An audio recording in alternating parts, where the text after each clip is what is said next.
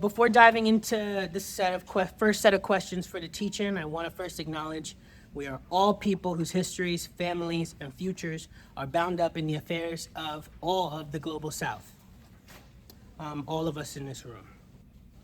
I'll let each of our panelists introduce themselves, but want to take a moment to acknowledge we are gathered at Medgar Evers College. Medgar Evers was a Black civil rights leader who was assassinated in the 1960s and who did not actually receive justice by the state standards until the 1990s.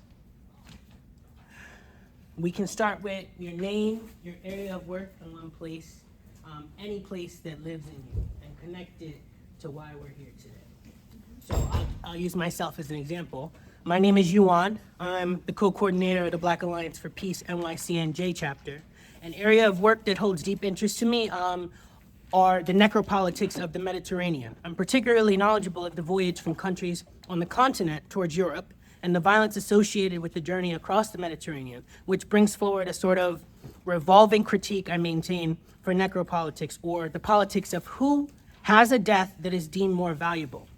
A place that lives in me would be Jamaica. As a child of the diaspora, I came over when I was 3 years old. I feel connected to the island just as much as I feel like I need to understand more of what that means.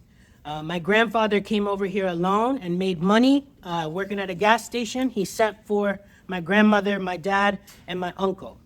I'm trying to find more ways to connect my community with a consciousness of the violence of imperialism, and it is in that spirit that I'm showing up today. And I will. Thank you.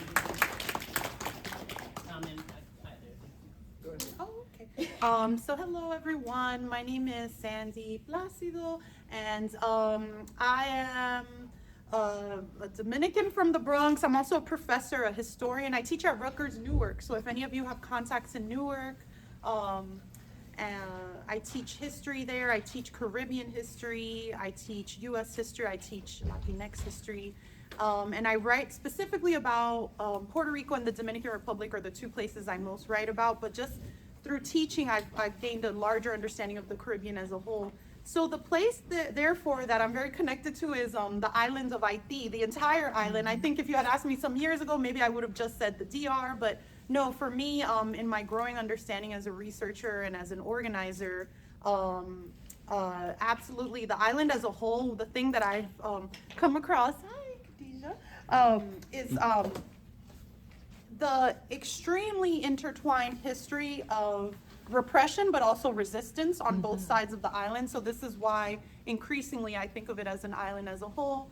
And then I have to give a shout out to the Bronx as well. I'm from the Bronx, and it's just like, that is so like, sometimes just like my energy, if I get excited or loud, I just blame all that on being from the Bronx. But oh, I forgot to say, I'm also in a group called Compas de la Diaspora. We're a Dominican, we're a Dominican anti-imperialist group.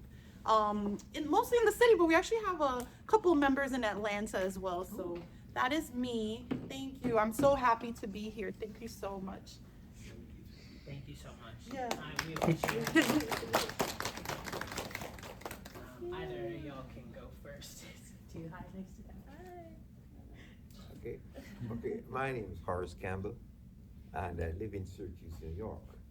And I came to this event because we're from the Global Pan-African Movement, North American chapter, and the Black Alliance for Peace is a sister organization of the Global Pan-African Movement, and we have collaborated in the past. Our principal area of collaboration in the past has been around Haiti and the questions of the sovereignty and independence and revolution of the Haitian people. So we have relations with the Black Alliance of Peace, and we work in global Africa, and that is where I study. I am a student trying to understand how we can strengthen ourselves as human beings and how we can create a space in this earth where humans can thrive.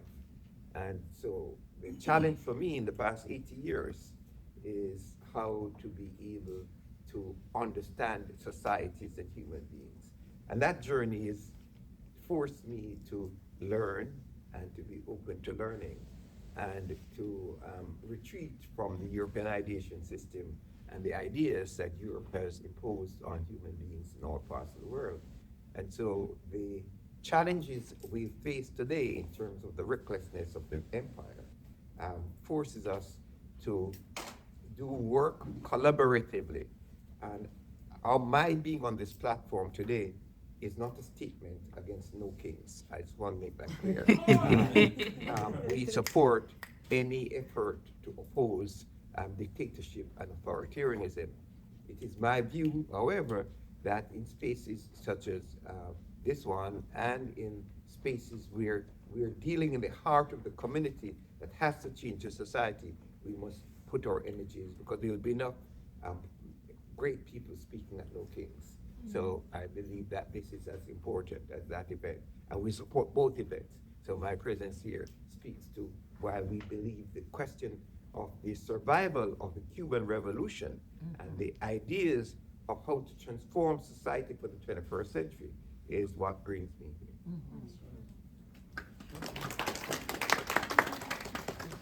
Okay, what's up, y'all? I'm Khadijah Haynes. I'm also an organizer here at Medgar Evers with the coalition that we have here. Akimba is a part of the coalition and is a professor here. And my work centers around tenants' rights with broken eviction defense. I've been a longstanding member. I'm also a writer and a poet. And I do some agitprop work in media. So yeah, just really happy to be here as a Trinidadian, born Trinidadian. All right. Not that kind of Trini that, and yeah, just really happy to be in community because we follow each other. Yes, and we find that And you're elder that has a wealth of knowledge. So happy to be here. Shout out to my comrade Danilo for a very, very long time. So yeah, happy to be here. Thank you. I appreciate y'all all being here. Round of applause for our gang. So prior to talking about what is happening in Venezuela, I think it's important that we set forth an attempt to deconstruct how it is being described to us. On the one hand, we have the story fed to us by Western governance, mainstream media, and the think tanks and the NGOs, which paint this picture of places like Haiti, Venezuela, the Dominican Republic, Cuba, as broken or as failed states or as states in a cycle of perpetual crisis. What the story loyally leaves out is the architecture behind this suffering. Things like sanctions that freeze a country like Cuba out of the global economy, which we are seeing play out in the form of hospitals not even being able to purchase baby formula, for example. Conveniently, what I am noticing consistently across countries like Venezuela, Iran even, is a blatant refusal to obscure the architecture behind the suffering. The idea that we can watch MSNBC and see empty shelves and have no understanding of the mechanisms that are keeping those shelves empty, I view our objective for today as to paint the silhouette of that story critically and in community with one another. So, having said that, on the theme of deconstructing the narrative of violence, when you hear the word crisis used to describe places like Venezuela or Haiti or Trinidad and Tobago or Jamaica or any of the Caribbean states along the archipelago for that matter, what comes up for you almost immediately? What are we brushing up against as folks with an analysis of structural violence, economic warfare, and the historical imperialism that has very much shaped the region? I can open up. When I hear the word crisis, a lot of the time I'm thinking about what mechanisms and kind of long historical threads happened, which kind of created these crises in terms of like imperial onslaught, comprador, which means just like nationalistic forces that work in tandem with the global capitalist elite, and how they have kind of engineered crisis and kind of hoarded the wealth of the nation for themselves, so that the people in these areas in the global south do not have enough access to food, can't even like benefit from their own natural resources, as now we're seeing with Venezuela, Argentina. You have settlers running wild in the that beautiful forest that is protected, and they can't even benefit from these things. So when I think of crisis, I'm definitely tying that into the sort of like historic imperial onslaught of global South peoples. And just one more point, like in terms of like Iran, a lot of early sort of like rhetoric was like, we have to listen to the Iranian voices, and we have to listen to the peaceful protesters on the ground.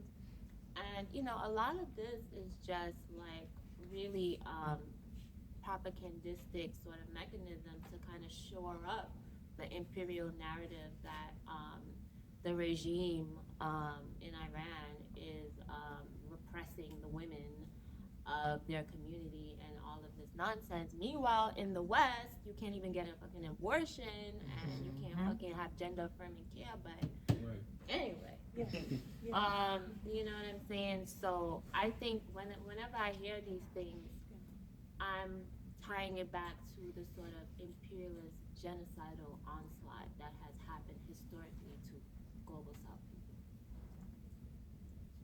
That was a lot, right? No, not at all. I really appreciate how you break it down. 100%. That was extremely well said. So all I would add, when you said genocidal, when I hear crisis, the first thing, right? So obviously we think of capitalist crisis, but the actual feeling or experience or historical experience, I just immediately think of the genocide that occurred shortly after 1492 throughout the Caribbean and the Americas against indigenous peoples. I mean, that's like between the genocide of indigenous peoples and then the commencement of transatlantic slave trade, over 500 years of trauma and violence and, like you said, exploitation, expropriation, repression, and then also the development of that comprador class. I mean, this is why, just to kind of connect it, so sometimes then when you see a place like Cuba and Venezuela, and then the critiques are, but why don't these people just have it all figured out? Why didn't Chavez figure it out? Why hasn't Castro? It's like you're up against 500 years of Spanish, Portuguese, English, Dutch, right? And these people were so violent. And anyway, I drew a lot from writers like Eduardo Galeano. That's one of my favorite books, Open Veins of Latin America. And I use Greg Grandin a lot, his Empire's Workshop book, mostly because I'm really interested in how he talks about the flows of that violence, like the kind of, I guess some people like the boomerang or the slingshot. I know but the idea that like the so much of what has gotten tested out in the Caribbean and Latin America gets exported abroad to the Middle East or Asia, but then that comes right back and gets implemented again in the Americas, and then gets implemented within the US. Whatever term we want to use to describe that phenomena, the flows of violence. And then the last thing I'll say about it is that in addition to all these examples of crisis, is that anytime a country tries to address that crisis, from a place of self-determination, sovereignty, the U.S. imperialists or other imperialist classes kind of like immediately come in. So, the Haitian Revolution, right?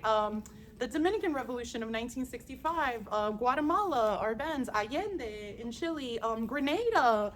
I mean, anytime the country in question, Aristide in Haiti, anytime the country in question tries to address the so-called crisis, it's like within 24 hours, there's a plane kidnapping the president, killing him, and to solve the crisis, and then there's more crisis, right? So I don't know. Yeah, this is why it's really important to think of the idea of crisis and how it's manufactured by the system, and that they want it. They want the crisis because they can benefit from it, right? They can benefit from they can find so many ways to benefit from it. Yeah.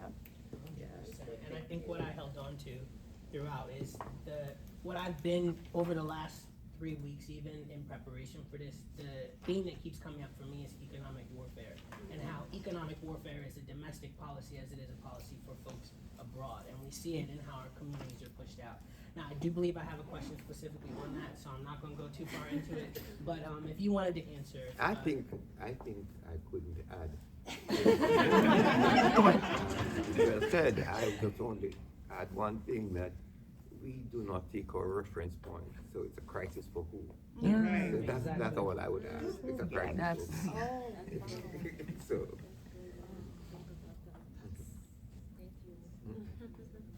So I want to move into speaking about sanctions explicitly. We could take maybe 2 answers for this if that works for folks.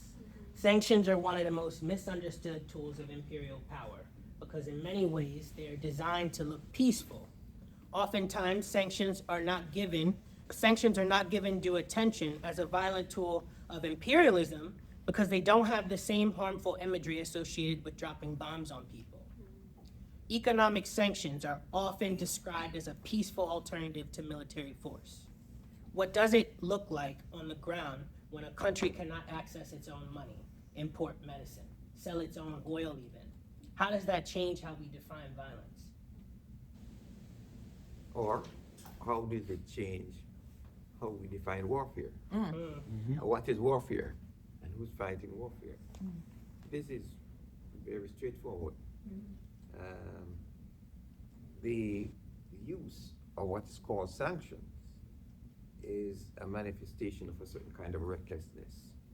And this recklessness comes out of a particular crisis. And this crisis, for them, has to do with people in different parts of the world developing criteria for their sovereignty. And part of their sovereignty includes setting up their own monetary systems. If you set up your own monetary system, your own financial system, your own trading system, then you are challenging the dominance of the dollar and the United States dollar as the currency of world trade. And as you can see, when we were driving here this morning, we heard that the United States had $1.3 trillion in interest from last year. The United States dollar as a currency of world trade means that the United States can live off the backs of everybody else in the rest of the world. And what this means is that other countries in the world, in trying to develop their sovereignty, in trying to trade outside of the United States dollar, in trying to develop economic institutions and financial institutions that serves the needs of their people, that is considered a threat to the United States of America. So what we have is the weaponization of everything. The weaponization of everything includes financial warfare. So OPAC, the office in the Treasury, is one of the most important military structures for the United States government in putting sanctions against other countries. So weaponization of finance, financial warfare, and there's a small little book by Michael Hudson called Finance as Warfare that explains to you the role of the US dollar in the current international system. Then we have trade as warfare. Yash Kandor wrote a small book called Trade. He wrote this more than 10, 15 years ago. We've seen how the president of the United States in the so-called tariff policy. So we've seen how the weaponization of trade has undermined an institution that they set up to dominate world trade, the World Trade Organization. So we have the weaponization of finance, trade, information, data. This is the centralization and concentration of power by a small group of persons in the United States of America. Now, people call them a small class of people, but they're so minute in terms of the rest of the planet. They call them the 1%. Now, what they've done is they have decided to bully everybody else in the world to use the US dollar. So countries like China or Venezuela or Iran or Russia, who seeks to get out of the orbit of the dollar, is a threat to the future of this ruling class. And so we're in a period of instability that is very similar to the period when the British was declining. In 1956, the British and the French attacked Egypt because the pound was going down and they were reckless. And we've seen the same recklessness in the kidnapping of Maduro. Now, this war against Iran and against the people has tremendous consequences for the working peoples of the United States of America. So the challenge for us in discussions of this sort is how to conceptualize breaking the power of this class to send our brothers and sisters and our grandchildren to fight against the Iranian people. That's first. What kind of propaganda do we do inside of the United States military? Secondly, what kind of solidarity do we have with the people of Iran and the people of Palestine?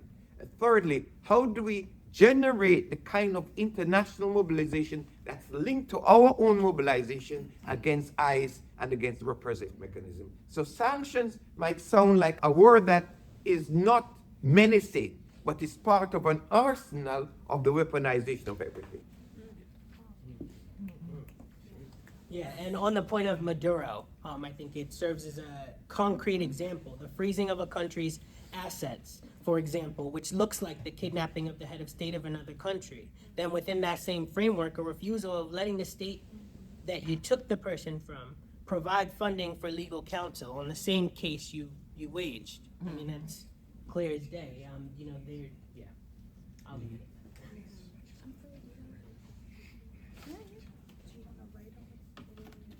Sure. We got paper anywhere. Well, could we add something about Venezuela? Absolutely. We in the we in the Global Pan-African Movement, we've been having a number of sessions. And one of the sessions we had with our comrades from Trinidad, our brothers and sisters from Trinidad were on the front line of U.S. militarism. The diplomat from Venezuela, she's a representative of the government of Venezuela. And the other white people said, what are you doing with the Chavistas? You know, these Chavistas are for black people. Did you get that? Or should I repeat it? She's a diplomat Okay, for the Venezuelan state. thank you. And in working inside the Venezuelan bureaucracy, the other white people said to her, what are you doing with those Chavistas? Don't you know that is for black people? In other words, the gains that have been made by the black and the brown and indigenous peoples in Venezuela since 1998 in relationship to education, housing, food, transportation, daycare are for the oppressed people of Venezuela who have been oppressed for the past 200 years. So the Chavista regime that promised to organize society to use the tremendous wealth of Venezuela for the masses of the people is a threat to U.S. imperialism and to the white people. And so white racism, because most of Latin America are black and brown people. Latin America has always been a continent of black and brown, as my sister said. We cannot even begin to speak about black and brown people because we have to pay our respects to the indigenous people. Right. Because that's what genocide was carried out against them. So we don't even have a place to speak unless we ask them permission for the indigenous people. Because we will be making assumptions about society and our relationship to society based on how Europeans operate. And we don't want to do that. We want to take our cue from the indigenous people and then get a voice. But the point is, in Latin America, the question of whiteness, and in Spanish they have a word for it, it's called blanqueamiento. Blanqueamiento in Latin America is that the standard of being human is white and whiteness. And so whiteness means that the womb is racialized. The womb is before the child is born. There actually were laws called the free womb laws in Latin America. Wow. The free womb laws were the laws who defined your levels of freedom based on the pigment of your skin. The challenge for us is how do we transcend this? To transcend this means that we have to begin to move beyond the European reference points and the European questions and set new questions for the 21st century. And that's what the Cuban and the Venezuelan had done, carrying forward from Haiti in 1791. Haiti set the standards, and up to now they're still fighting against the Haitian Revolution.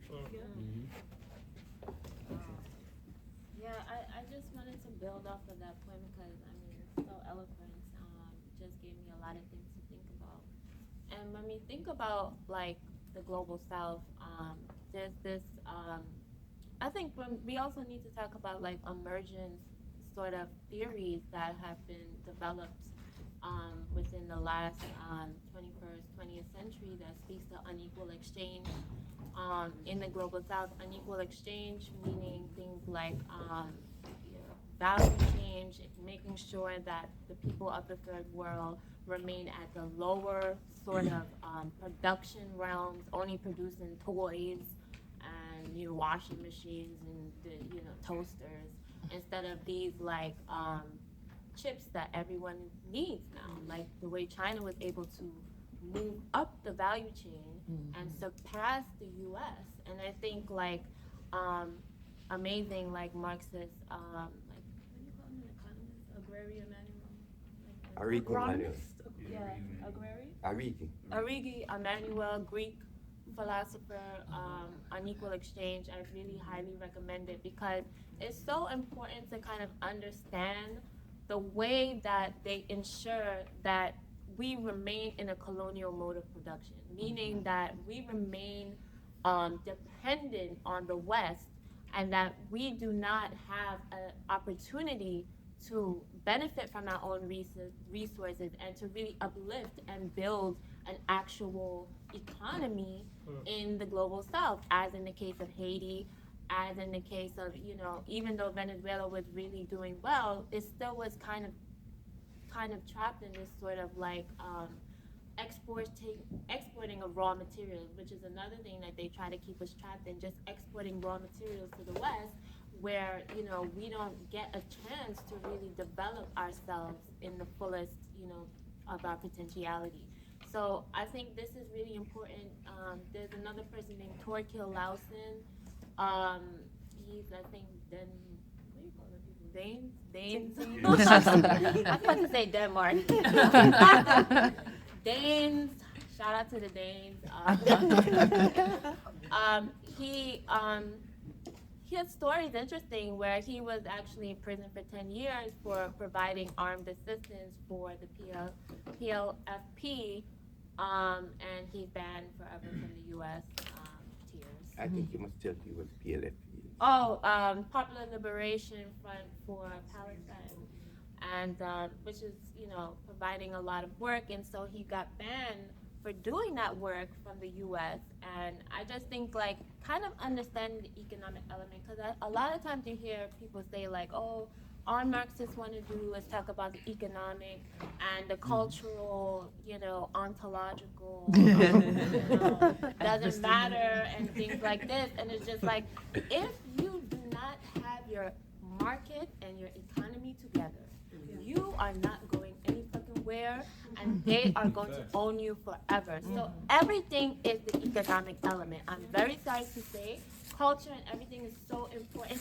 It's interweaved into the sort of nexus of the economy. But if you do not have the ability to be independent, as in the way China is trying to develop itself, Vietnam is really coming up now, Indonesia, these are very developing economies, but they still exist within the realm of a low sort of exporting labor to the global north, which kind of keeps their economy like in the lower rungs. So I think it's like really important to kind of tease out that economic element. If you cannot develop yourself as a global South country, how can you truly say that you're, free from, this sort of colonial mechanisms? I think it's something we have to think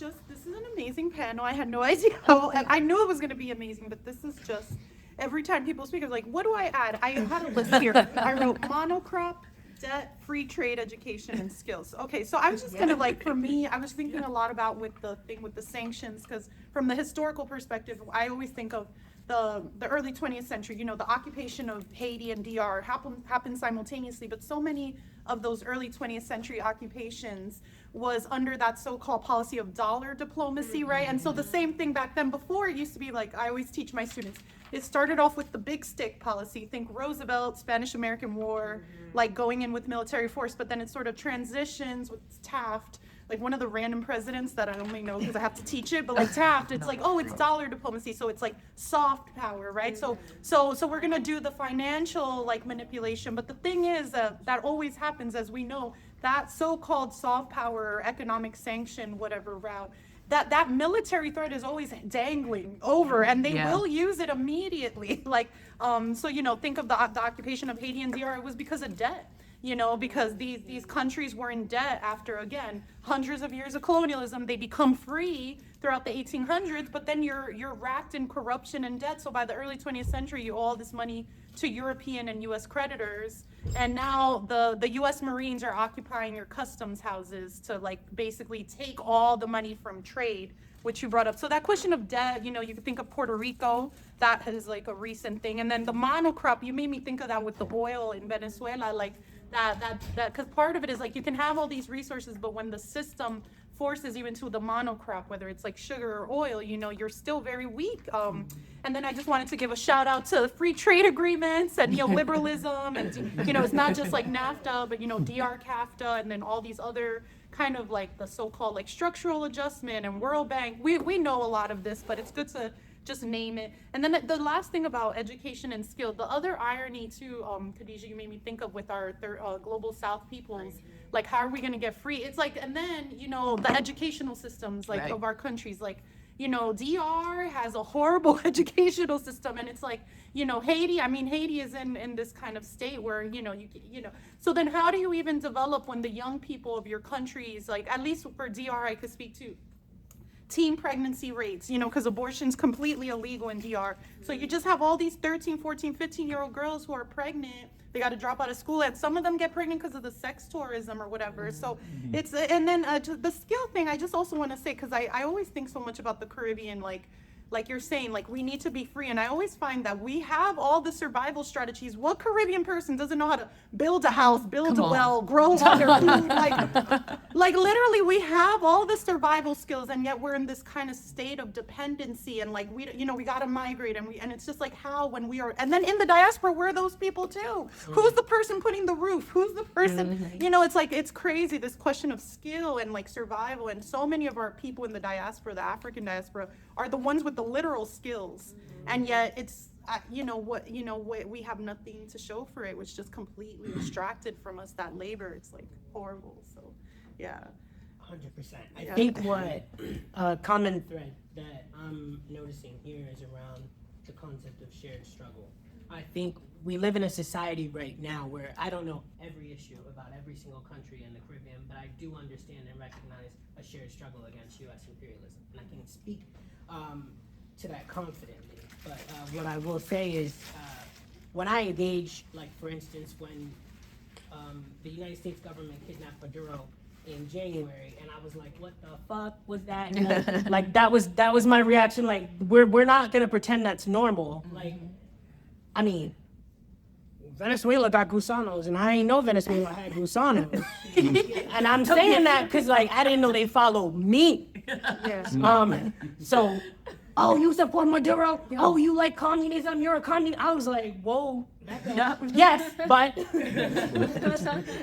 anyway, on top of the Haitian Revolution striking terror into every empire in the hemisphere at the time, 2 centuries later, and Haiti is still paying the price of that rebellion. The Cuban Revolution of 1959 was immediately met with a blockade that has lasted over 60 years.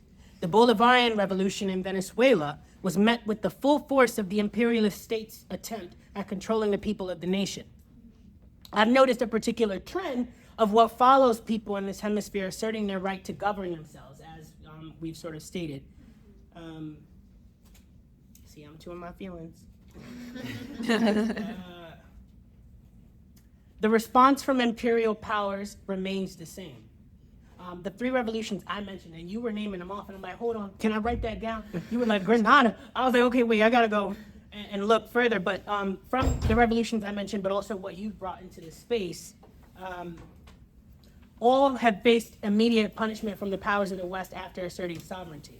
What does that pattern reveal about what those powers have repeatedly, and we are seeing this in the case of Iran, proving to be actually threatened by? Like, what are we threatened by in making these sanctions? What is finance as warfare, as you had said? We've seen how the weaponization of trade has played out. I put a little side note here and said a particular threat I find engaging here would be how the women of countries that assert their sovereignty continuously get depicted. How are we to view the women of the country that has this terrible dictator? Take whatever you got from it. Is the we locally, or is the we like the we globally? Yeah. That's just my question. I mean, I think it's globally. Oh, global? Okay.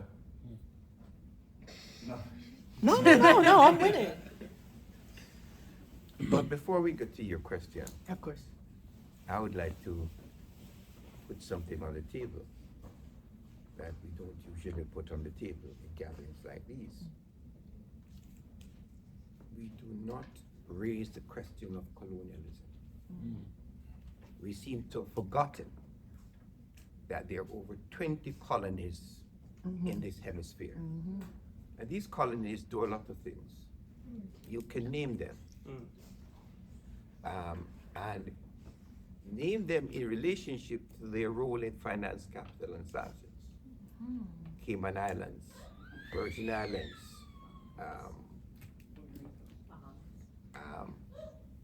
Martinique, Guadeloupe, Cayenne.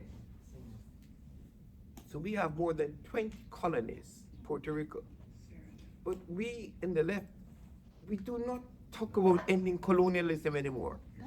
And the fact that we must take the question of the colonial question on the international arena, because the United States and France has changed the discourse around colonialism to say like Martinique is a department of France, or that Puerto Rico has a particular status within the United States of America. Whether you say it or not, those are colonies. The other thing about those colonies, they become offshore bases for U.S. finance capital. Yeah. Cayman Islands is supposed to be home of $700 trillion. And there are more than 120 companies in Cayman Islands. In other words, these offshore islands become bases for finance capital to do those things, and they answer to the banks and the financial institutions in London, in Paris, and the United States of America. And so for our brothers and sisters in Puerto Rico, where they've killed off the leadership of the Puerto Rican independence movement, and the only place you can hear people talk about the Puerto Rican independence movement is in Cuba, is because the leaders in this country have been killed, and the FBI will mark you if you talk about Puerto Rican independence. We from the left cannot silence the question of independence and colonialism. We must always raise the question of colonialism in the Caribbean, because the presence of colonialism gives them the base from which they go and shoot people in boats and call them threats to U.S. imperialism. I just, I think that, and Gerald Horn also, like, always reminds us about definitely highlighting and emphasizing the role of this sort of colonial machinery that continues to, like, slaughter and build off these colonies, you know what I'm saying? And I think it's really important that we discuss it, because I think a lot of the times, like, when we have gatherings like this, like you said, it's always just like either sidelined or it gets kind of swept up into other conversations. There was something else that I wanted to kind of touch on. I'm sorry. I'm just thinking about the role also of finance capital. I think that gets really lost when we talk about, like, the role of imperialism, because this sort of, like, BlackRock nexus and this sort of, like, right, these transnational corporations that essentially rule the world, the finance capital aspect is so important that we understand. I think, like, sometimes it becomes such an abstraction where people are like, yeah, imperialism, yeah, but we need to understand like these corporations with Palantir, all of these corporations, they are playing a direct role in colonialism, in imperialism, and like mass murder all over. The name of the new operation is Operation Extermination, y'all. Operation Extermination. You know, this is, I was thinking about this morning, like, what does that mean to you? When they say you want to exterminate all the brutes, in the name of the director, I forget his name. Raoul Peck, Haitian director Raoul Peck. What does that mean? That's literally what they're saying, is exterminate all the brutes. And I feel like, it can't just be that, we have gatherings like this, and, we write about nice things and so on. We have to have a material sort of impact in our communities, because if we're watching our people being slaughtered and we don't have anything materially to offer them, it's kind of like we're kind of reproducing this sort of like hyper exploitation and sort of role of extermination against our own people. I think it's really important that we sort of like emphasize that. And just one more thing about the women. This thing right here really bothers me. Because you'll have people say, in the West, oh, the women, they're wearing the hijab, and, how dare they, meanwhile, I mean, they're shooting people in the face in Minnesota, and it's just like, what the hell is going on? But even more than that, it's just what they do, and this is, a historical thread in the West, is that they present themselves as the saviors of women that they are killing and oppressing, which is crazy. And then you have people that buy into this nonsense, like some of these, westernized Iranians or, the Gustanos in Venezuela, and say, they need to, like, stop oppressing the women. And it's just like, this is also a form of your own kind of subjugation that you're playing into. The hijab is a form, to me, it's like they want you to take your hijab off. You need to put on 10 of them shit. Hello. You need to put on 10 motherfucking hijab and 10 everything, like, because this is a symbol and significance of a deep historical, spiritual element that, ripples through time and kind of like really builds up the revolutionary movement. And I think sometimes when we think about, like oppression and women, it is specifically instrumentalized so that they can further kind of propagandize the people in the West against these revolutionary governments. And yes, I do think Iran is a revolutionary government. Period. Like kind of like get buy-in from the West to further oppress these people in the name of women's liberation, which is not a woman's liberation. It's a bourgeois sort of concept, and it doesn't make any sense. And I just think it's like really important that we, hedge against these sort of like propaganda sort of concepts about, like women and liberation, because nobody's more oppressed than when, women are being evicted left, right, and center in Brooklyn. Right. Or, you take away the food stamps and the EBT from the women, and then talk about we're going to rescue the Iranian women. Right. Please. Absolutely. That was, that's absolutely that discourse, how they legitimize their actions. And it's crazy because these people, they just use the same playbook over and over again. So in my head, I'm like, we're smarter than them. Like we're literally, these people are not even, they just do the same thing over time, over history. That's the other thing of just like, they're not, they find new ways, obviously out of the material reality. There's new ways of doing it, but there's so much continuity. Always the idea of like, we need to invade a place because these people are too incompetent to run their own nation. So the same discourse being used for Haitians and for Black folks in Mississippi after the Civil War, like literally the word incompetence, brute, savage, saving, democracy, restoring it, So my example for this question, because when you asked, I think you were asking also about like what's threatening about all of this. What is it that freaks them out when people take their sovereignty? And I was thinking, so the Dominican Revolution in '65, which you know, I think people know about, but I feel like there could be more conversation about this revolution. So the thing that made that revolution such struck so much terror in the United States at the time is because remember, it's happening right after the Cuban Revolution. And so of course the great fear that Johnson had is we cannot have another Cuba in the Caribbean. And you know what was particularly scary about the Dominican Revolution? It was the armed participation of regular folks. Like it was literally the masses. It was like the women, children, black folks, people from the barrios. There's this book about it called Barrio in Arms. It's really interesting. It was written by this like guy who was funny enough doing his like PhD research, and then the revolution started in the middle. So he's like, I guess I'll just write it.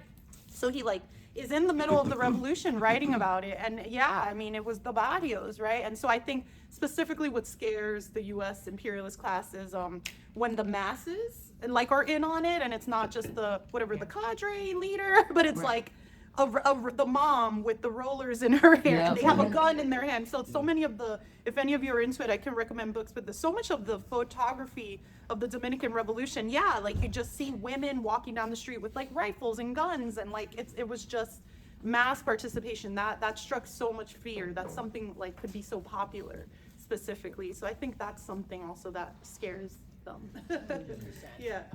A common thread that stuck out to me from what all of you were saying, I think, is in many ways it feels like we're given this checklist, and that checklist serves a dual purpose. It's to say, okay, this country has a dictator, so all of these things follow that. But I think the way that it plays out on the global stage, and I think we can connect this with sanctions locally, economic warfare harming our communities, our local communities to be specific. I wanted to name, I'm noticing a very specific trap that gets set for us when we try to evaluate leaders of the global south.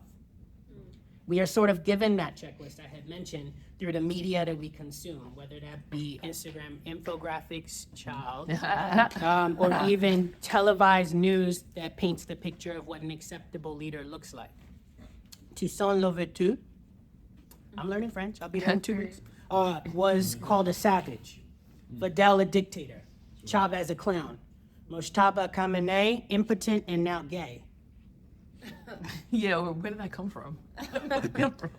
They did a whole story on that with Donald Trump. Like he found out, and they're like, "Oh, Trump busted out laughing, finding out." I'm like, "Okay, the propaganda is so lazy at this point." But anyway, Nicolas Maduro, a narco-terrorist. Though the language may change, the function still remains the same. The delegitimization of the leader and structure strengthens imperialism's interest. This does not include the need to have critical analysis of any leader. It means we have to develop our own framework for that analysis. We're aiming to set forth a framework that exists outside of the confines dictated by the very states trying to destroy these countries. I don't know if anyone saw the news about the plot on Nardine Keswani's life. I want to name like something that I'm seeing among people on the left that are not public officials. Thank you so much, FBI, for foiling this plot, and we're so great to have you, and we have all of the faith that you're the force that kept this woman safe.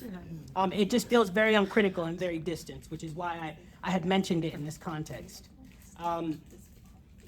How might we develop a framework for evaluating leaders of the global south that does not rely on the standards set by the very powers trying to remove them? And I want to add to that as a caveat. The Venezuelan people decide the future for Venezuela, and I'm grounded in that. The Cuban people decide the next way for Cuba. We here in the U.S. on Twitter will never, I think, have that distinction. No more infographics. All right, I'll leave that to you. I'm a bit uncomfortable with the question. Okay. I'm uncomfortable with the question because in revolution comes out of the movement of the people. And if we're in solidarity with the people, we're in solidarity with the people insofar as they're with their leaders. And often we're called upon to look and to centralize the revolution with the leader. one of the differences I have with the black left was there was a leader in Zimbabwe, and they thought he was revolutionary. And I didn't think he was revolutionary because of what he did to the people. So for me, the question is not about the leaders. We are supporting Maduro as a sovereign leader of Venezuela. But the question for us is not simply Maduro. The question is the millions of Venezuelans that we must be in solidarity with. The working people of Venezuela who produce the wealth of Venezuela. So we must ensure that our political work does not erase the people of Cuba or the people of Venezuela or the people of Zimbabwe. Our solidarity must be with the people in the society. And this brings us to what my sister Deja was talking about in terms of Iran. We are in solidarity with the Iranian people. Now, there are many questions about Iranian leadership, but I'm saying we will set aside that for the moment. Right. Because for the moment, you cannot be dropping bombs on schoolgirls and kill 133 schoolgirls and say you're fighting to free women in Iraq. So, I would say that revolutions are not made by leaders. Revolutions are made by ordinary people. Right. And the extent to which the revolutions survive is the extent to which we build links and networks among those ordinary people. Yeah, the album was meant to be a little agitated. Okay. I mean, that's it right there. I don't know if y'all wanted to add. I know. Yeah, I think what I was when I was thinking of that question was something similar it made me think just about revolutionary processes in general, like the kind of everyday work of revolution, like criticism, self-criticism, accountability, honesty. Also, this whole thing, and Cesar Chavez was not a revolutionary, but you know how everything came out with Cesar Chavez, and then people started saying, well, this is why we need to stop glorifying leaders, and a lot of people use the example of the Zapatistas, like, see how they got it right because they covered the faces. But no, I do think that's a good point. I think basically what you said, that similarly, sometimes I stay out of certain things. Like, I have literally never been to Iran or Venezuela. But yeah, my stance is always like with the people as well. And also like definitely understanding, right, that if at the end of the day, if the leader is in general just fighting this anti-imperialist. So for me, yeah, I'm like pro Venezuela, pro Cuba, I'm pro all of it, because I'm like, at the end of the day, these are the places that have the bravery to at least do something. Like, we need to break this at some point, right? So I'm definitely always going to have that support, but then I love that approach of just like keep it focused on how do we actually build solidarity with people on the ground. That makes a lot of sense. Yeah. And go for it. Oh no, I just wanted to say, in terms of like going back to protecting, women from the oppression of, the patriarchy of the men in the global south. So then we decide to kill over 200 little schoolgirls to protect women. This is really, and then you have people who would still sort of uphold this. You have a lot of people on the left that, I'm always getting accused of being a campus. I'm a campus. Yes, I'm in the camp against imperialist onslaught. Yes, I am in the camp. Yeah. If you want to be in the other camp, that's on you.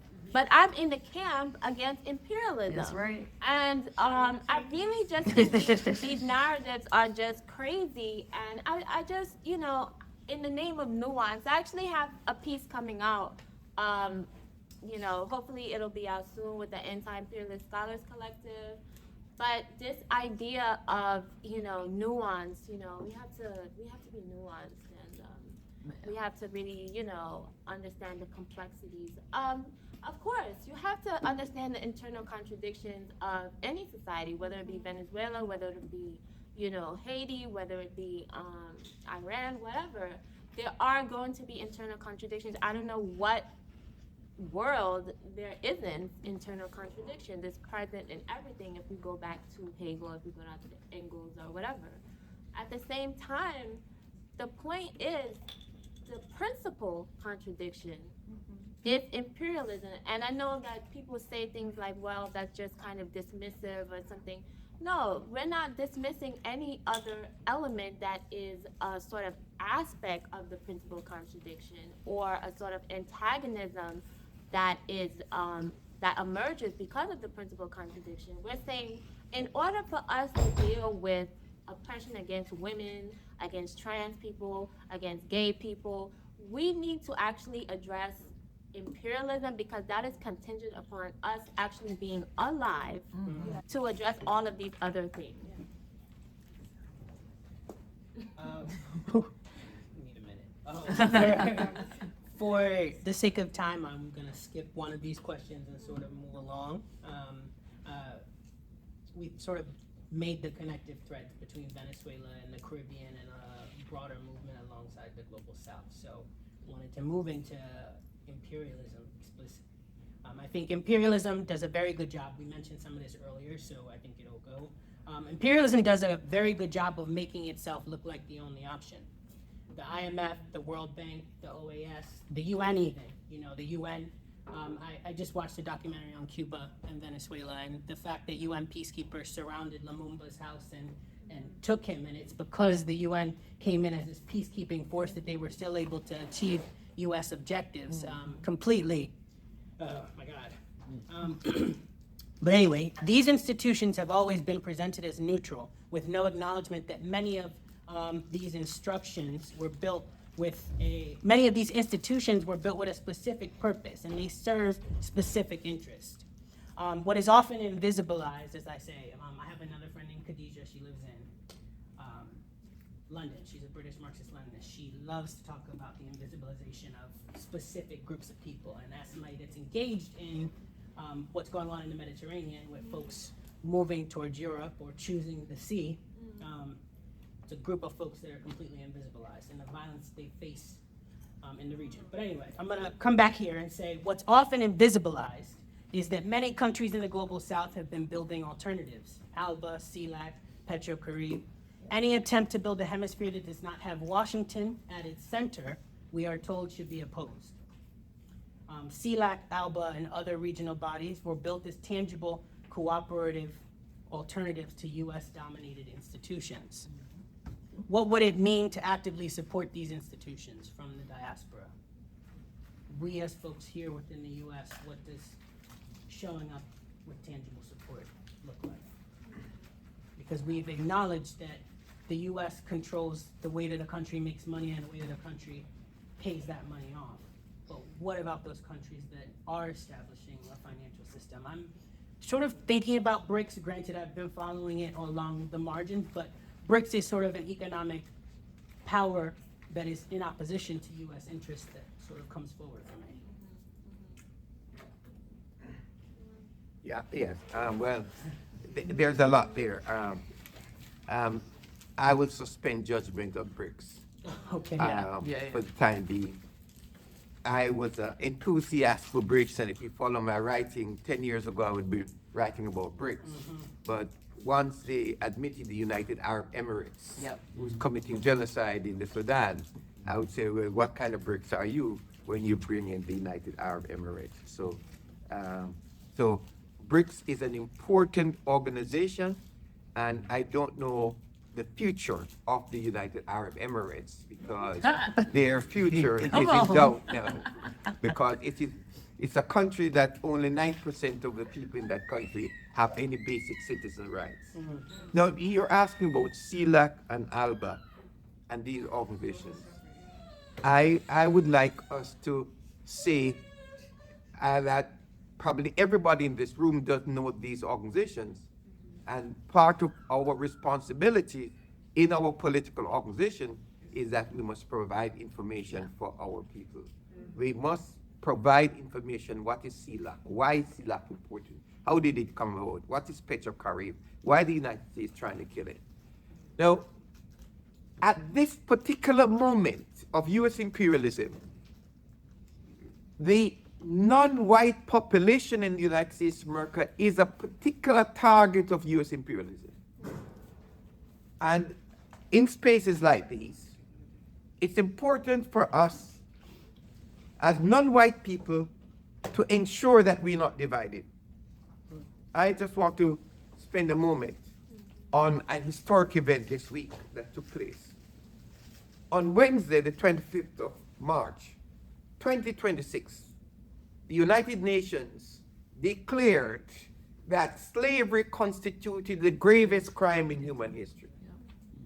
We've been fighting this for 300 years, and it suddenly came to pass. No, this question of reparative justice inside of the black community in the United States, what has happened? What is happening in the bill in New York or in California about reparative justice? Inside the black community, there has arisen a group called ADOS. And this ADOS has now become an instrument for division among our young people. So if you go among young black students on the campus now, they say reparations is these people come from Africa and the Caribbean and they take away our jobs. The film star in Hollywood, they're getting the jobs, and that this reparations is only for people whose grandparents came from the South in the United States of America. This is a very dangerous development in our community. And we cannot speak on progressive platforms without reminding our young people that Malcolm X or Stokely Carmichael or all of our leaders in this community have always been global Africans. And as global Africans, as Malcolm X said, if you do not know what's going on in the Congo, you will not know what's going on in Mississippi. That is Malcolm X, Martin Luther King. He listened to his sermon after he came back from the independence of Ghana in 1957. And that sermon, some of you do not know, is called Birth of a New Nation. It is one of the most important Pan-African speeches. But people will say they follow Martin Luther King, but you say those people from Trinidad, or Rihanna from Barbados, those people from Jamaica, and those people from Haiti.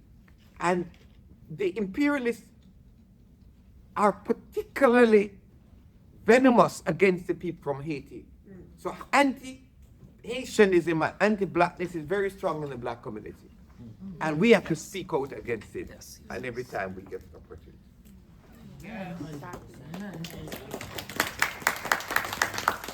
And on the front of the EOS, I don't know why y'all are, on the front of the EOS, I will say I've engaged with folks that are from the community. I was a part of the clubhouse days, I don't know if folks remember. And that was The trenches. Please. Well, the trenches, exactly. But I want to say one thing I noticed about engaging with them, they're anti-immigrant. And being anti-immigrant is the immediate compromise of your ideology. So I'm gonna press that immigration button every time I'm talking to you. Yep, black, descendant of Jamaica. Oh, well, they think that immigrants or black folks that immigrate to this country are excluded from any vision of, yeah, oh my God, get them talking about Nigerians. I mean, it It's just, a eugenicist sort of mindset and framework. If you think that people who are from the diaspora of Jamaica, Guyana, you know, any number of these places are different, they look different, or some sort of biological sort of difference from the people, African American people here, you're a eugenicist and you fall into that camp. Now, I've had many engagements with these people, they hate me. we've seen. Yeah. They do not like me, and I will say that, you know, listening to you speak, like, it's just so emotional because, you know, there's such a strong, you know, and we were talking about this, within our own Caribbean community, there is anti-immigrant sentiment. Yes. Yes. They don't even like, there's this sort of dichotomy between the old immigrant who came here from the 70s, established themselves, I'm an RN, and la la la, bought a house in Brooklyn, a brownstone. And then you have like, you know, migrant workers who are coming from Mexico and who are, you know, new immigrants coming who are undocumented, and they see these people literally as the way Trump sees these people. They're taking our stuff. Like, bitch, you did not even come here. You're not from here. Okay, last time I checked. And, you know, me, myself, you know, yeah, I don't know if anybody knows, like, I'm just a regular homegirl. I used to work right up in the Brownsville selling this weed. That's why my hair goes so tight. People would come in to me. I remember I had a customer who said, you know, you're just working in this store, you know, you don't have nothing. And I remember I felt so, like, ashamed. But, you know, at the same time, like, yeah, I'm a worker. That's right. I'm a worker. And, you know, whether I'm picking up here, selling here, or if I'm working in the ivory tower somewhere, you know, the power and the grit of being in your community and having that sort of experiential knowledge to back up theoretical, because the two work in tandem. It's not all about your experience or whatever. It's really important. And I just want to say, like, you know, as a Trinidadian woman, it really hurts me to see, like, my own community be hateful towards immigrants, undocumented people who come here and maybe have never had the ability to get their things situated. Because I work with an elderly tenant named Fidel, who's from Guyana. She's a tenant leader, and you know, she's undocumented, and you know, people would probably, oh, she come here so long. That's what they say. Oh, you come here so long, you don't have nothing. And it's just like, okay, you know how hard it is to get a green card? How many hoops and how much paperwork and how much money you have to pay for this, and then you got to pay for all the different paperwork. You know, and then you don't know how to do that by yourself. You got to hire a lawyer. Yeah, I'm going through it with my dad. Yeah, it's hard. And you know, some of our people were, you know, who came here in the earlier days, they're set. The newer people coming in, it's very, very hard. So I just think as people, we need to do the work in terms of, like, educating ourselves, like, for real.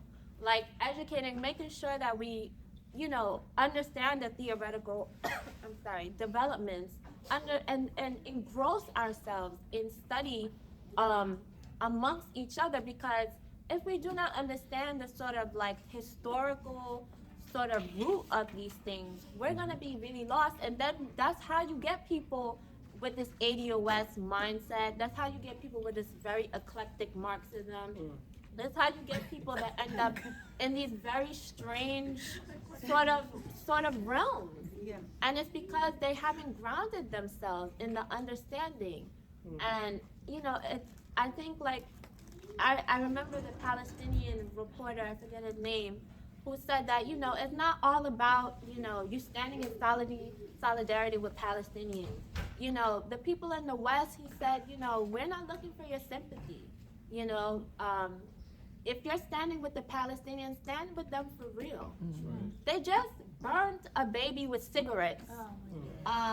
1 year old. Did people hear about this? Yes. In Palestine, a 1-year-old baby. I didn't hear about this. What are we gonna do about that? What are we in New York and Brooklyn gonna do?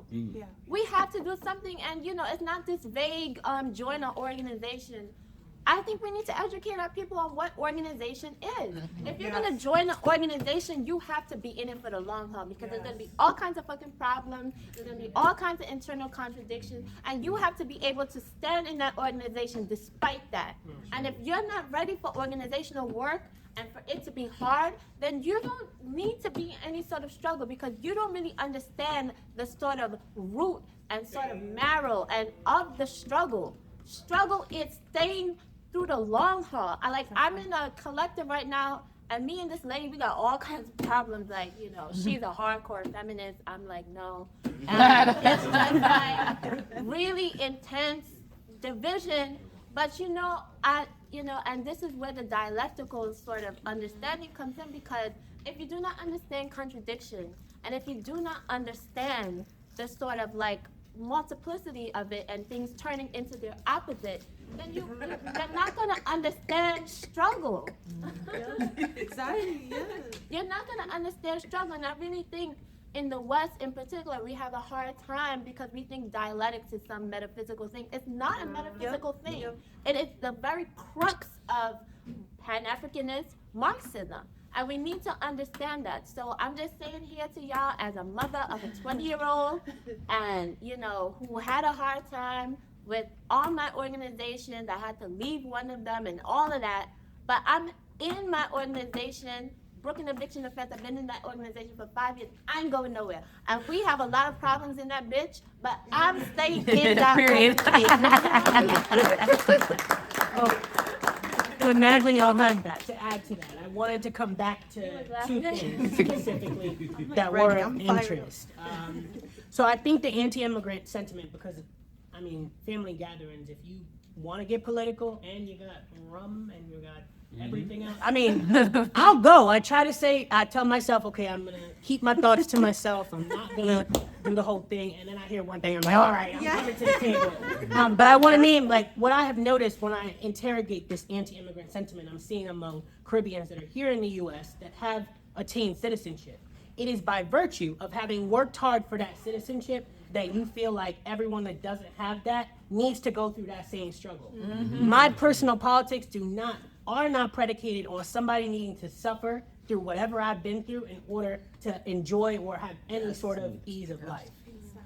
That was the first thing, and then the second thing, back onto the topic, sorry, was about how, you know, we are taking our cues from outside of the United States. Black Alliance for Peace specifically through signing on to the Making the Americas a Zone of Peace through CLAC specifically in 2014, correct? No, 2014 is when CLAC called for a zone of peace in the There we go. Caribbean. 2023, that launched alongside a plethora of organizations, including Concord, the Zone of Peace campaign. There we go. Exactly. Yeah, I was fired. I was ready to walk out this room. You really fired. I'm like, let's do it. Let's go. Like, yes. The thing I was gonna add with the false divides, right? So when we were planning this conversation, remember how we talked about, I think it was Erica who said, like, we need to lead with the fact, hey, we're Caribbean. And again, historically, Claudia Jones was Caribbean. Stokely Carmichael / Kwame Ture was Caribbean. You know, Malcolm X's mom was from Grenada. I'm like, hello. As a historian, you know, I see constantly, like, because I teach this region, right? Always. Okay, so you know how, so when the Haitian Revolution broke out, many of those French colonizers, plantation owners, took their enslaved people that they had to New Orleans, right? So then you got Haitians in New Orleans who then end up in Baltimore, but then go back to DR or somehow end up in Spain. Like, it's, the global aspect it has always been global, even within the Caribbean. You start out in Cuba, but then you went to Jamaica, then you went to, you know, like that nationalism, it can be useful sometimes in organizing, but also like to always be critical, right? That it's also another construct. So that's just the anti-immigrant thing. I wanted to add, because when your question, you were asking about what can the diaspora do too, concretely, and then also, especially in relation to these kind of international organizations, right? ALBA. I wanted to also bring attention to what can the diaspora do when we have these international alliances. Like, I needed to bring up Shield of the Americas. I was like, I don't want to leave today without bringing up the Conquistadors. And I actually wrote the list of the countries because I was doing research. So we got like Argentina, Bolivia, Costa Rica, DR, which I can get into that. But yeah, Ecuador, El Salvador, Guyana, Honduras, Panama, Paraguay, and then Trinidad and Tobago. So yeah, with the Dominican case, for example, you know, this man literally let the U.S. station the planes there for the invasion to Venezuela. So Hegsen was in DR since November, setting that up. And then Kristi Noem just went to DR because now she's the head of Shield of the Americas. So all I'm saying is that, yes, the diaspora, we need to be aware of all of this. And I love your energy. Like, we need the dialectical messiness of talking about all of this with our people and the praxis. And, you know, so many of the revolutionaries talk about that, right? That's where the work happens, and you just have to lean into it. It's okay if it's messy. Like, even, you know, me, I'm still learning so much. So just always like pushing and just being with our people, loving our people. Exactly. Like, that thing with the baby, sorry, I'm very sensitive. I'm a Pisces, like I'm crying in the middle of the night. Like, and I literally, and with our issue with the DR Haiti, it's egregious. Like, and I don't know, some of our things with Compas de la Diaspora, I'll put it out there. We want to hopefully do a brigade at some point. I don't know if we can do it this year or next year, but we want to bring people to DR. You know, with the Dominican case sometimes, you know, and I get it. We get a lot of slack. Oh, Dominicans are so racist. They're so ignorant. But I will say there's a lot of conscious, dope organizers, leftists, communists, socialists in DR, Haitian and Dominican, of Haitian descent or recent migrants from Haiti. So you have this like incredible space. The thing is that because it's so repressed, you have to move a certain way. So maybe it doesn't look as visible as other places, but it's there. And so things like just building and then doing simple anything, raising money, WhatsApp, you send someone some whatever. You just need to actually, when you actually are there, you realize, like, especially with these Cuba brigades, it's as simple. Put some Tylenol in your suitcase and go to DR, go to Haiti, go to Cuba. Like, just, you have to really actually show up with material things. Like, people are dying, and it's so urgent. When you're here, it can fade into the background. But when you actually go to these places, it's so in your face, and you just feel like you want to do something constantly. So I try to keep that tension of like, not forgetting what's happening on the ground just because I'm in the diaspora and I have like running water, and then I just try to like remind myself of every day like why I'm doing all this stuff and why it's urgent, you know. So yeah. And I want to name, it is important to feel, because I will say when I started like anti-imperialist organizing outside of the nonprofit structure or outside of the university contained, you know, black student unions of the world. Where was I going with that?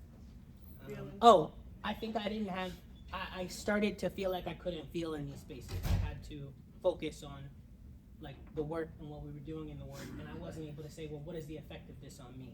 I think seeing the Palestinian genocide on top of already being aware of, you know, I mean, before 48, of what was going on in that project of colonization to where we are, where we were watching it on our screens. And I watched people, when it first happened, you felt everything. Okay, we got to change this. Who are we going after? And then we had moved from that to, oh, that just shows up and I'm over it. I think where I'm getting at, and I want to land because I want to get into our final question so that we can do a Q&A. It's our imperative to feel and to continue to feel and to allow that to move us towards something. Because I think when we lose it and we commit ourselves to losing it, we get to a place where it's more comfortable. I don't want to bother with that.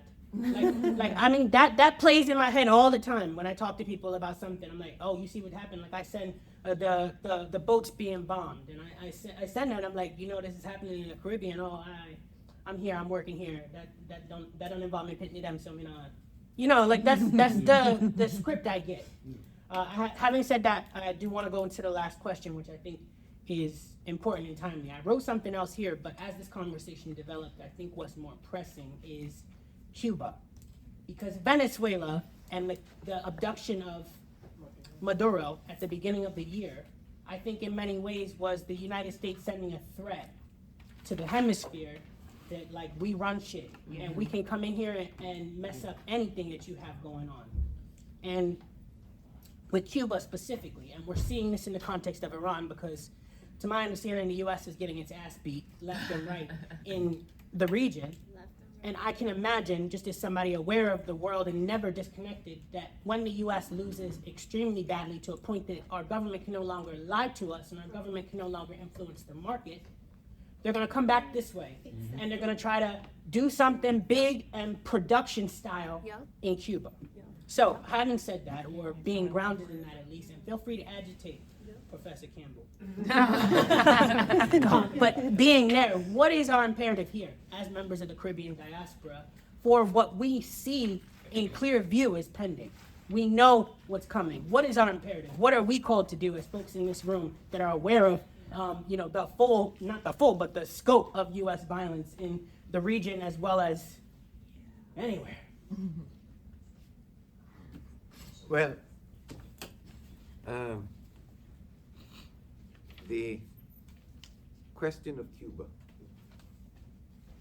it's got to do with us. The citizens of the United States of America, especially the non-white citizens, will be very decisive about what happens in Cuba.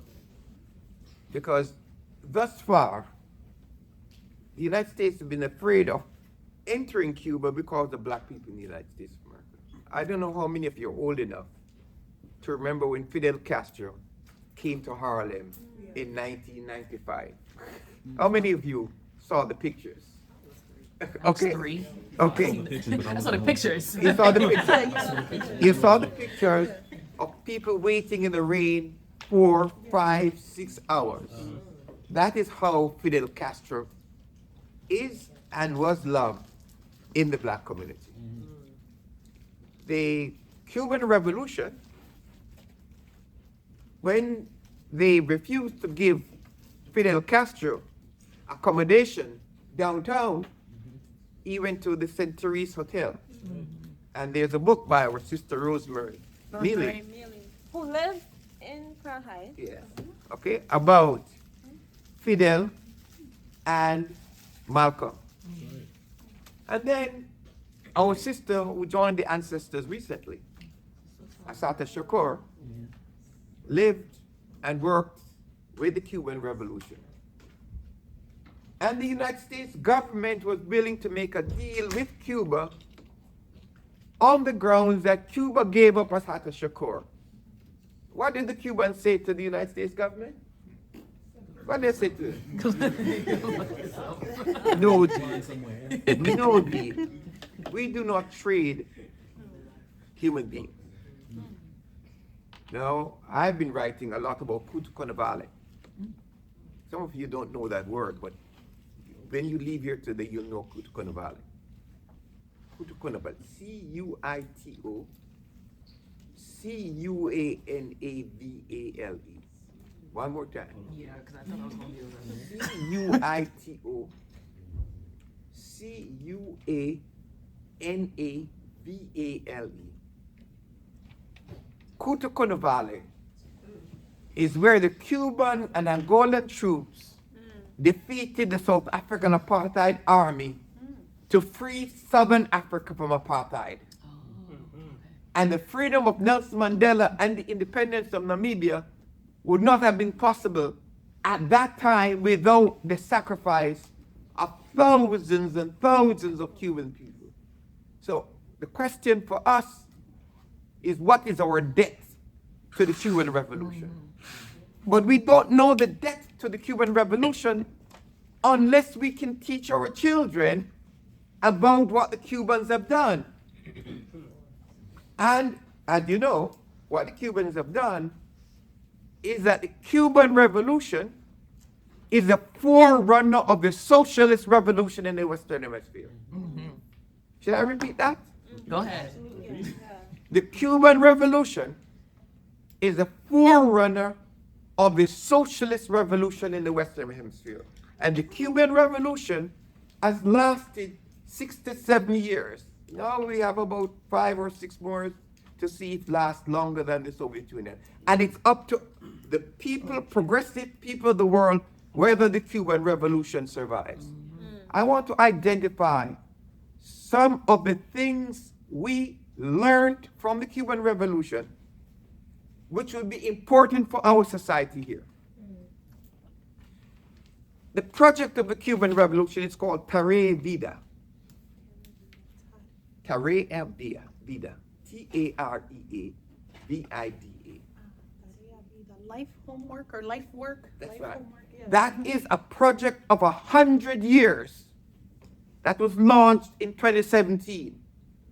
What is that project? The project is to save the environment from capitalist destruction.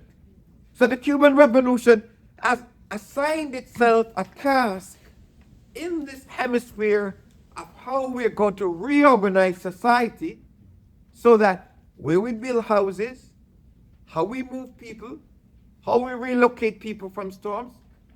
Recently, there was a storm in Jamaica called Melissa. And I think many of you heard what happened to Melissa and what it did to Jamaican society. The same Melissa attacked Cuba.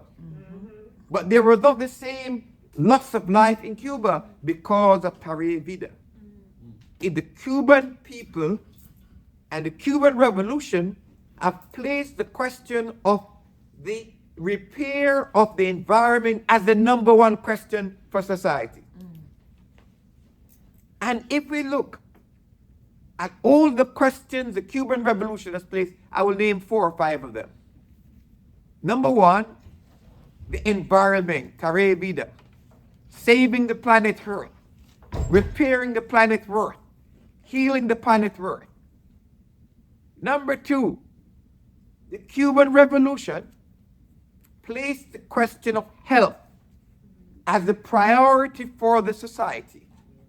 That health is a basic right for human beings, and you cannot privatize health and play with people's health care.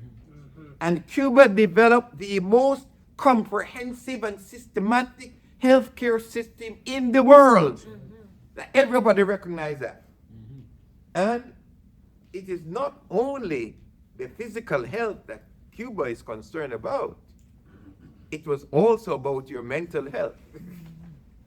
So the healthcare system, Jamaica is a country in the Caribbean, a small country that people from Cuba came to Jamaica and worked with the Jamaican people, fixed their eyes and helped them. The Jamaican government was bullied by the US government to force out the Cuban doctors.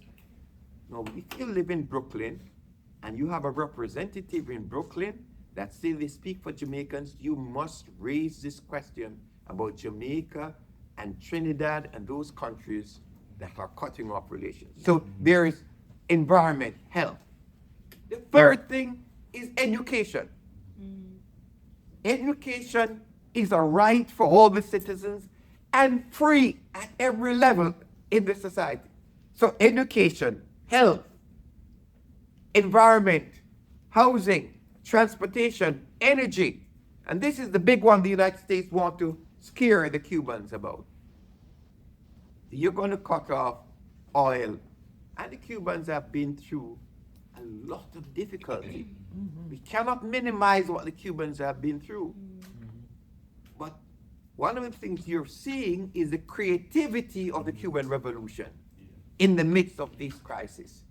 So our work in this country is to work very hard among our representatives, in our student groups, in our families, in our churches, in our communities, in our lodges, everywhere we are, to speak about why the Gozanos, the people who had black people in Cuba as semi-slaves, want to go back and take over Cuba because they want to return the banking system, the financial system, the health system that privilege white supremacy.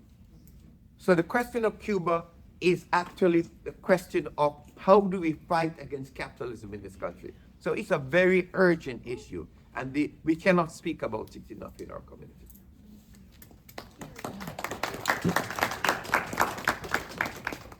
I just wanted to add and say, like, during the COVID-19 pandemic, Cuba saved the world. Yeah. Cuba, there were footage of Cuban doctors going to Italy, going to Spain, going to these very countries that historically have subjugated and brutalized the Cuban people to save them. So it is our imperative here in the global north to do everything that we can to save the Cuban Revolution. Everything that we can. And I think that even you give something, most people can travel, go to Cuba, be with the people. I think that sometimes there's a lot, people get really caught up, myself included, in sort of like sloganeering and rhetoric and, being the most, theoretically based and things like that, when you're so disconnected from the struggle of the people on the ground. Like, if you're not concerned about saving Cuba, you are not a socialist. And if you think that socialism is some utopian dream that's going to happen overnight, and you're not going to have markets, and you're not going to have problems, and there's not going to be elements of capital, then I don't, right. You're not living in the real world. You're not living in the real world. You're living in a fantasy land. And it's child thinking. And I think we need to really kind of like grapple with some of these things. Like, to say that you're not going to do everything that you can because, you know, Cuba, there's a dictatorship. You hear people say that, or Venezuela's a dictatorship. And, you know, buying into the imperial rhetoric, you are just as guilty for the kidnapping of Maduro. You're just as guilty for the incredible unilateral coercive measures that are being subjected upon the Cuban people. And we really need to understand this. Like, you know, I'm just like daily in tears with this situation that's happening in Cuba. Cuba is not even far from here. No. Cuba is not far from here. And, you know, we need to really, like, kind of understand, like, how many of you know who Ali Qadri is? Ali Qadri has this incredible analysis where he talks about the accumulation of waste. And he talks about that the people in the global south, our blood and our toil and our suffering is what is keeping the imperial center moving. And the people in the global north, the professional managerial class, whatever you want to call them, the layer aristocracy, some of these, they are directly benefiting from this sort of mass sort of slaughter of people in the global south. Literally drinking the blood, honestly, of people in the global south. And what are we gonna do? What are we gonna do? I hear people complain, oh, I don't like this organization. I don't wanna be in this organization. I don't like these. You fucking people are not serious. You are not serious. Because if you're serious, you will understand that in struggle is where things advance to a higher understanding and a higher element. You have to understand that if you're really gonna be a socialist, like for real, not for play, that you need to understand that contradiction is what leads to a higher and new development. This is essential understanding. And I think that sometimes, a lot of times on the left, because of the sort of historical element of the Western left and the different things with the Communist Party of this country and so on, we have a sort of very flattened understanding of socialism and what it takes to actually build socialism. We accuse people of so-called Stalinism. I'm a Stalinist. Yes, I am. And, you know, I don't care because he was an incredible leader. And I just want to say that the most authoritarian thing in the world is to stand up and be a revolutionary. Yes. And if you are not willing to do that, then you are in the jaws of the imperialist machine. And I think we really need to get serious. What are we gonna do? We need to recruit people in these organizations, not just say in this kind of platitudinal way where we're just like join the organization, but tell people what it takes to be in an organization for the long term. And I think that we really need, in this room, band together and stand together and to help our people really understand what's at stake, because our people in Cuba are dying because there's no ventilators, there's no medical, there's nothing. What are we gonna do to uplift our people? We cannot let our people fall to the wayside, because if we lose the Cuban Revolution, we are gonna use ourselves.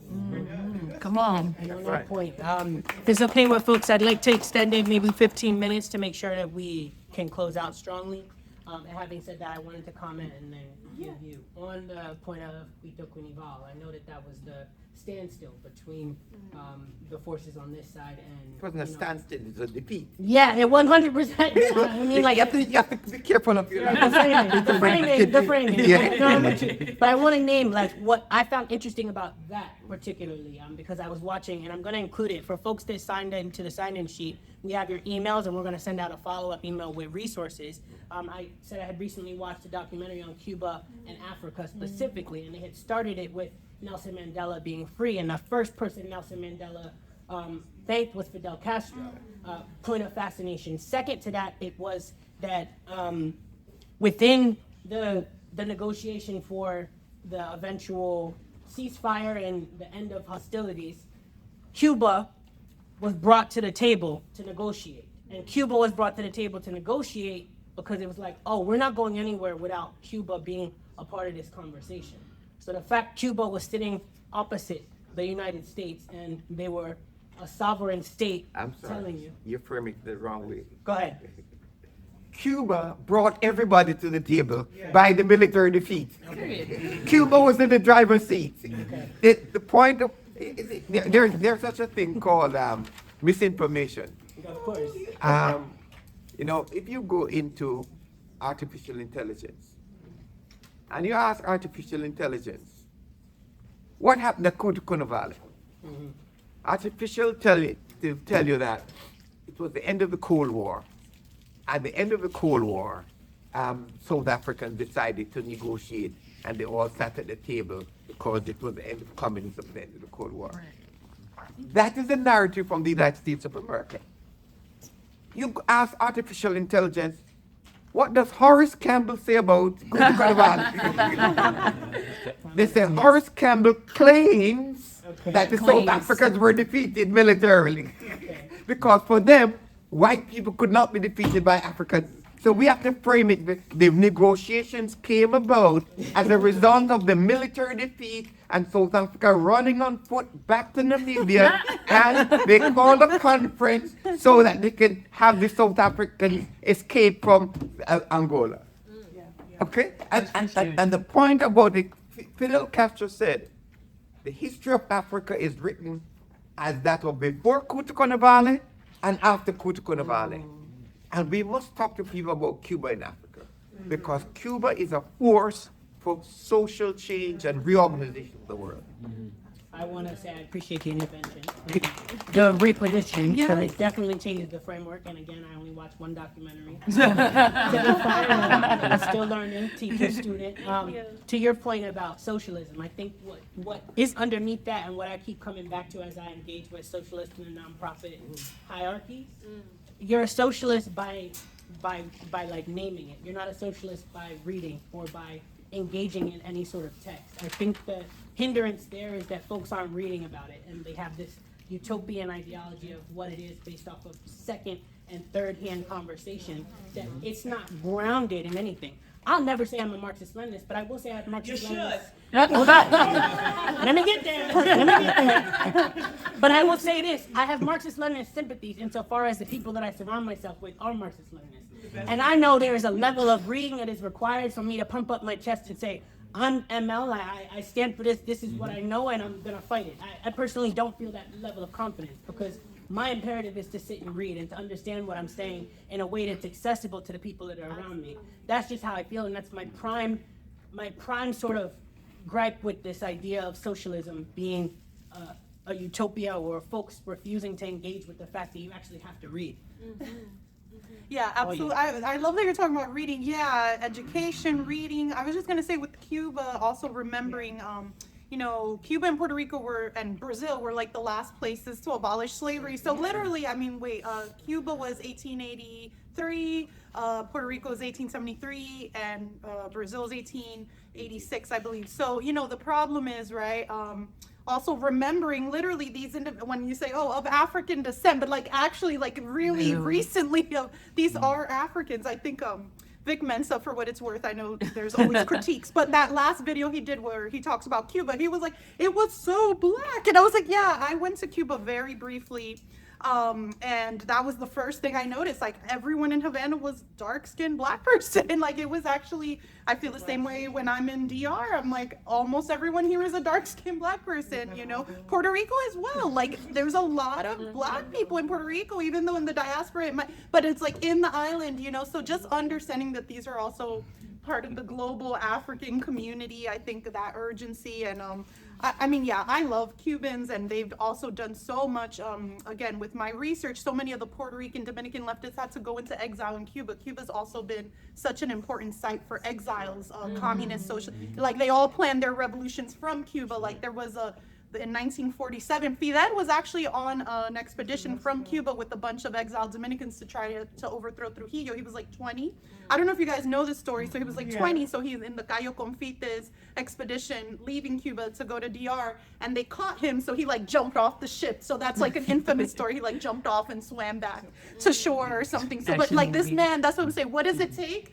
You need to be willing to get on the ship and jump off of it if necessary. Basically, you need to, everything, learning basic stuff, reading, but also saying like, even if it takes a sacrifice from my body, even if it means I got to go learn some skills, you know, and there's so many skills, right? We need to, but just everything, militarily, educationally, and just also love. Like I have to just bring it back to, you know, all of that you know, we do all this because we love our people. At the end of the day, I'm here on a Saturday, like, you know, it's because we also remember that we love our people, we love our ancestors, and what do you do for the people you love? So that's, I think, the question, like, what are you willing to do for the people you love, I guess. I know, it's a little cheesy, but I'm cheesy. No, I'm always cheesy. I'm like super cheesy always. But yeah, like to me, it's like how would you do it if it was, and these people are also, I mean, always the thing when people go to these Cuba solidarity trips, whether it's in the 60s, like I study that period when many African Americans and people throughout the third world, like even the Tricontinental, when they went to Cuba, always the Leroy Joy and Miri Baraka, like the remembrances, these people, they're so warm, they're ready to tell you, you know, like they have nothing and they will take half of what they have to give it. It's like literally sharing. You know, we talk about communism, but are you willing to literally share? That happens so much in the Caribbean. I think a lot of us from the Caribbean know you can go into the poorest house and if they have one bowl of rice, they'll give it to you. Like what, that to me is something, we got to work with that a little bit. And yes, we have the assimilationists and the right-wing turn, but we still have some of that pure goodness, and that's what I try to hold on to. There's still some of that, and we can build off of that as well. I wanted to give folks the opportunity for closing Yeah, remarks. just have one, the closing remarks, and I just want to thank everybody for coming out. Yep. And in terms of sacrifice, like this is something I've been thinking about a lot. Like, you know, there's different ways that we can contribute to the struggle, but a lot of the times in the West, people are just like, you know, afraid to have, you know, their comforts taken away from them, afraid that they're not going to be able to, I don't know, like buy coffee or like go to the mall or like, you know, shop online. And meanwhile, you know, people in Gaza are living in tents, you know, with sewage just passing through, you know. And I think we have to be willing to ask ourselves, are we willing to die for the liberation of our people? And I think that's a very hard thing because there's a lot of rationalization where people say, well, you know, I got 2 kids and, you know, I can't. And it's not like running towards this sort of self-sacrifice. But if you're not willing to lay down your life in the way that, you know, there's something beautiful about Shia in the sense that, you know, that sacrifice in the struggle, like I don't value or I don't pedestalize the form, the material body. What is very important and imperative in Shia is that they pedestalize the sacrifice that they make for the struggle. And I think that is so important. Like, are you willing to really make that sacrifice?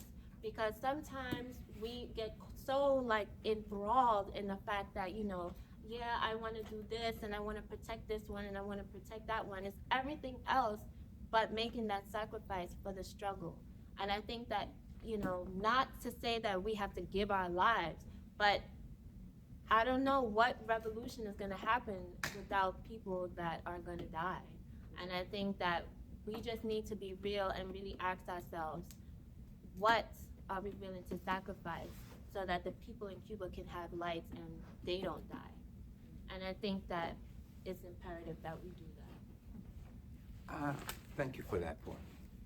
But this is a teaching, so I want to make a theoretical point. I want to make a theoretical point about socialism. Because we should not talk about socialism in a way that alienates people. In the Caribbean, 50 years ago, there was a political leader in Jamaica, and the people around him spoke about a brand of socialism that did not come out of the experiences of the people. When in the very society, the people had socialist values. I'll give you 3 of them. In the Caribbean, there's something called partner. Or susu in Finland. Oh, yeah. These are socialist values in our society. That's right. So Does anyone know what this is? Yes. Yes. You you know, No. Steve? It's like Go a ahead. money, circle. Like, okay, if you have credit $100, yeah. What you say, Al? It's like a credit union. Yeah, like a credit union. Precisely. And it was developed because the banking system did not serve all the poor black people. So the poor black people had a social institution of social collectivism. That's right. The other thing is called eating from the same pot. That's a socialist principle. When you build a house, you're going to do a day's work. So what I'm saying is that we should not define socialism as coming out of the experience of one group of people. And the other part about it is, what are we contributing to socialist theory? Right. Because when you start thinking in Marxist terms about the law of value and the valorization process, about how do you enter the production process to get surplus value, what the law of value leaves out is the labor power of women. And so that when you talk about the law of value, you must go back to what precedes the labor power. So Marx was writing about the production process in the Lancashire textile mill. And the worker was exploited by the capitalists. But before the capitalists could get the cotton, where did the cotton come from? Who produced the cotton? Right. So the law of value does not include that. the exploitation of the black worker who was working on the plantation. So we have some great theoreticians coming out of the Caribbean. Yeah. One of them is called Andaye, Oh, yeah. and the book is called The Point is to Change the World. Because you're now saying that when you talk about the law of value, you must talk about women's work and household work. Because the whole question of the reproduction of life and life, it come from women's labor power. Of course, we're going to robots and reproducing through technology and so forth. But for a while, for the next 23 years, we're still going to have women producing.